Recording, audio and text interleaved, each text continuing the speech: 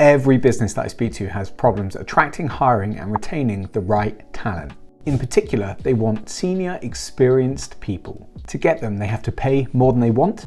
They have to go via third-party recruitment agents paying big commissions. Then, when they get their new senior person eventually, and they start in the business, they often find out that they do things in a way that maybe they don't like. So I find myself making a suggestion that goes something like this. Why don't you hire 2 or 3 junior people for the same price as one senior person? Design a training program for them and let them work right alongside your very best staff so they can see exactly how you like things to be done. Invest your time in them, give them opportunities, and turn them into your senior people of the future.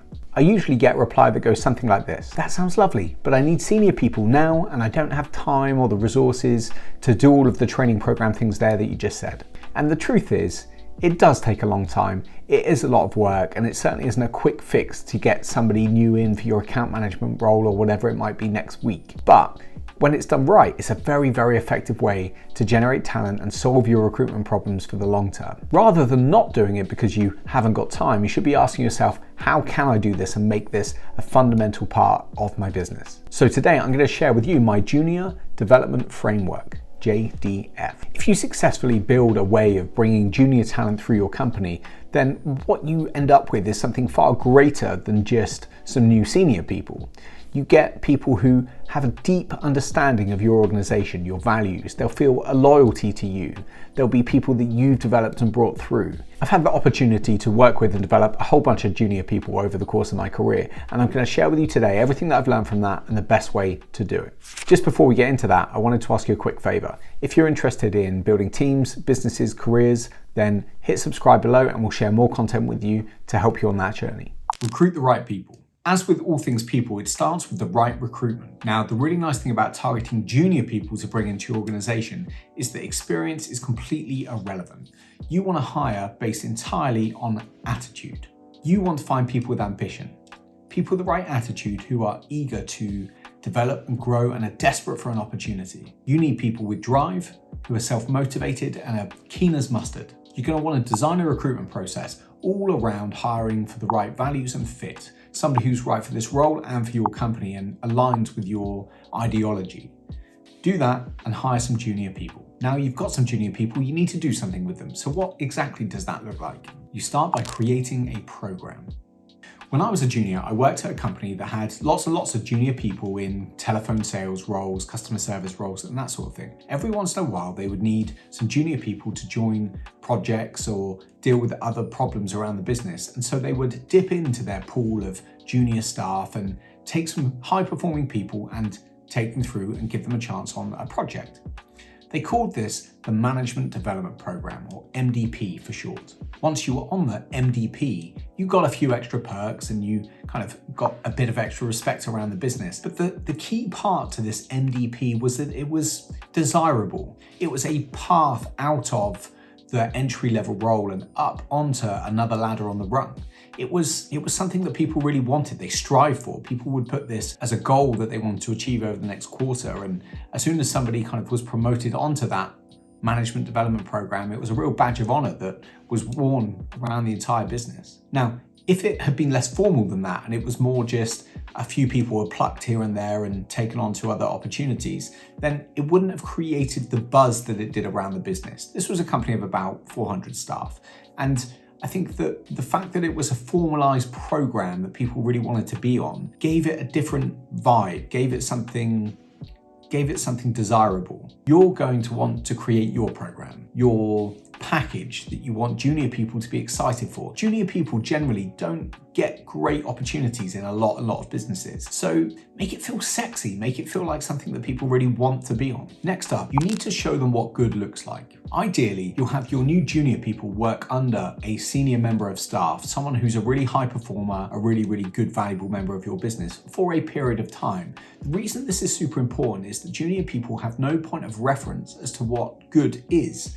They've never seen good work, they've never seen bad work, and therefore they would not instinctively be able to differentiate between the two. So you're going to want to buddy them up. Take a junior person or maybe a couple of junior people and put them underneath in a supporting role, a senior member of staff for a short period of time. This of course depends a lot on the structure of your organization and your business and the details of your individual organization.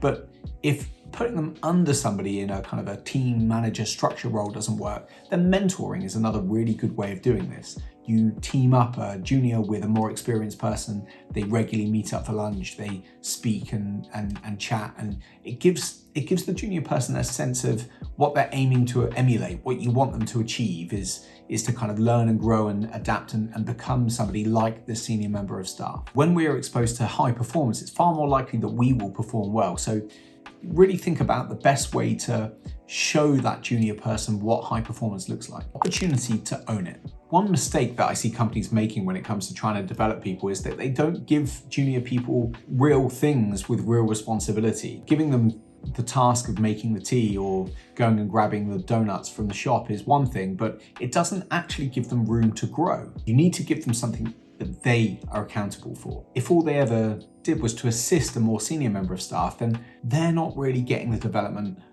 and they're not really in a program. They're kind of just a junior PA or something like that. I hear this a lot when junior people say, I didn't hit my target, but I did work really hard. And that's because they feel justified in that. They feel that the level of their hard work is the important thing. But when you give them something to truly own, you give them something where they feel 100% responsible for it, for the outcome, it's in their control, it's something that is on them, then they can rise to that challenge and they'll recognize that how hard they work is not really important. The outcome and the results are the important thing. Give them something to own with clear, measurable outcomes. Then let them get on with it and see what they do. Fail small, but win big. We learn far more when we fail than we do when we succeed. You're going to need to stretch your junior people so that they have to reach as high as possible and grow a bit in order to be able to reach their goal. This means that some of the time, maybe a lot of the time, they will fail to reach that goal. And that is a good thing. When they fail, they'll learn and they'll grow. For good junior people, you don't even need to do very much about this. You just set them the project,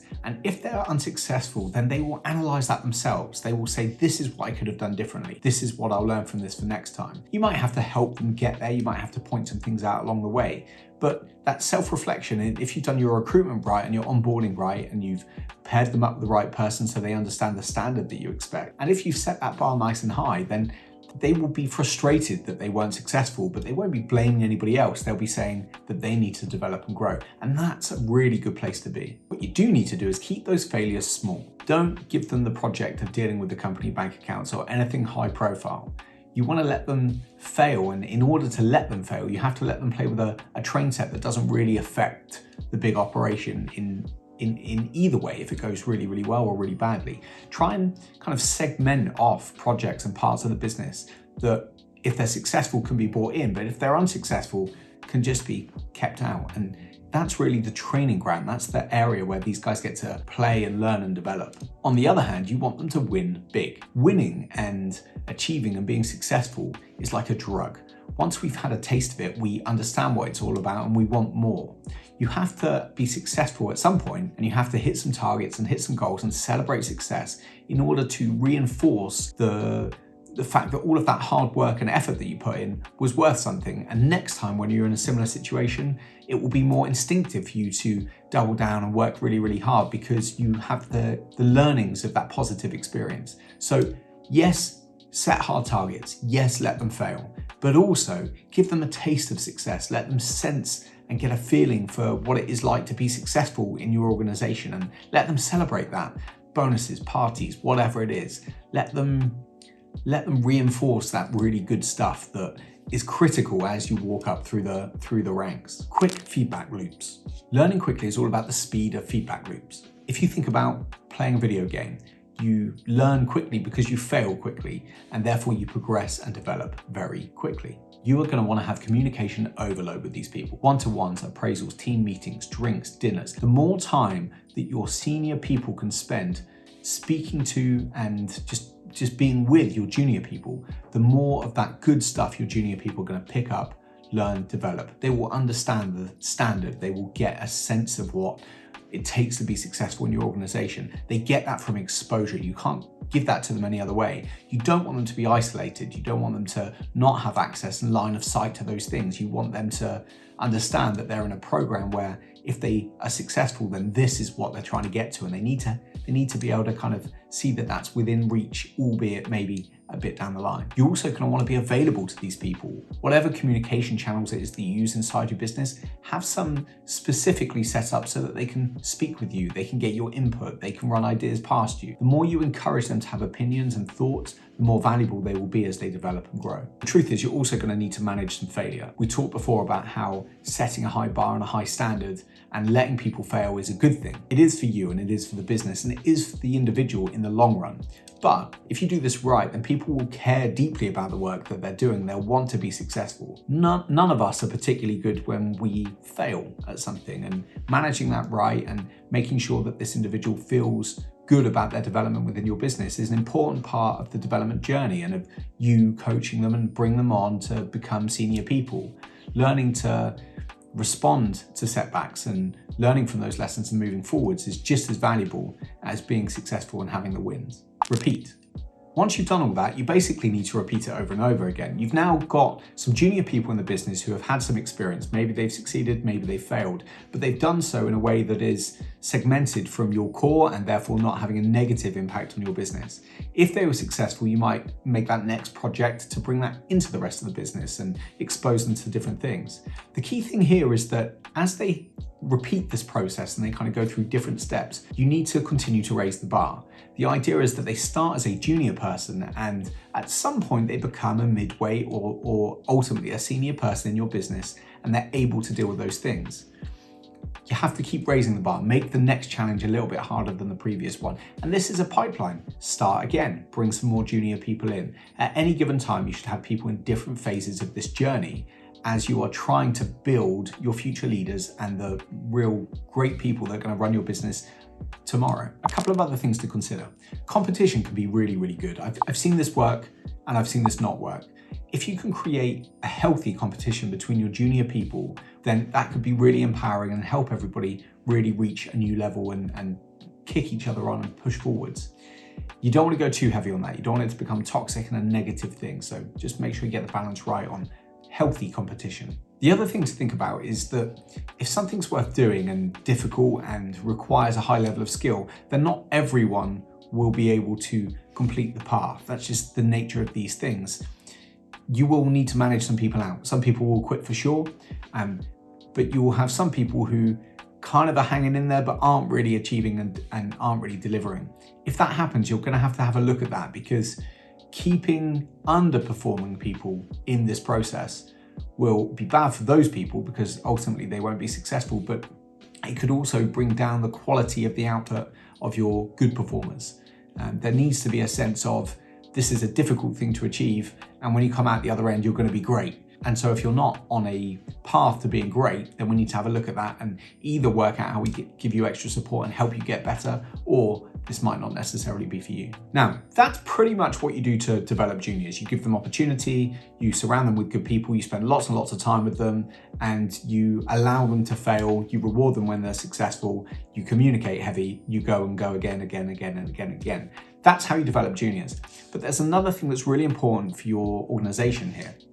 And that is, you need to use these stories to inspire the next level of junior people. Hopefully what will happen is you will find some really great people who you end up promoting to more senior roles in your business.